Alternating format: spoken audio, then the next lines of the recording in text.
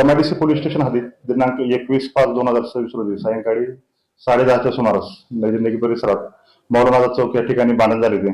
त्यामध्ये जखमी मुस्तफा शेख व फरहान टोमके असे होते. त्यामध्ये आरोपी सईद मखदूम शेख व जैद शानू शेख यांनी लोखंडी कोयता आणि लोखंडी पाईप यांनी फिर्यादी यांना मारहाण केली होती. त्यामध्ये फिर्यादी जखमी होऊन सिव्हिल हॉस्पिटल ऍडमिट झाले होते.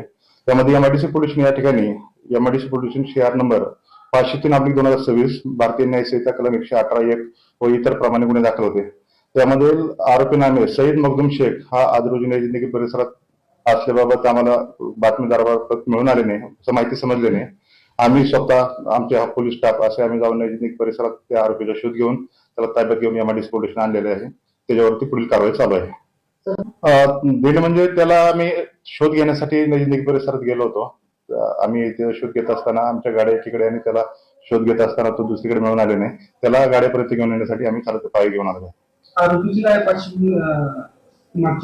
गुन्ह्याबाबतची पार्श्वभूमी मिळून येत नाही, परंतु त्याचे थोडे त्या परिसरामध्ये दहशत निर्माण करणे किंवा ते वादग्रस्त टाकणे, लोकांना धमकवणे अशी पार्श्वभूमी त्याचे मिळून येत आहे.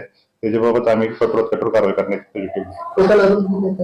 त्यामध्ये 2 आरोपी आहेत, सईद मखदूम शेख आणि जैद शानू शेख असे दोन्ही आरोपी मिळून आलेले आहेत.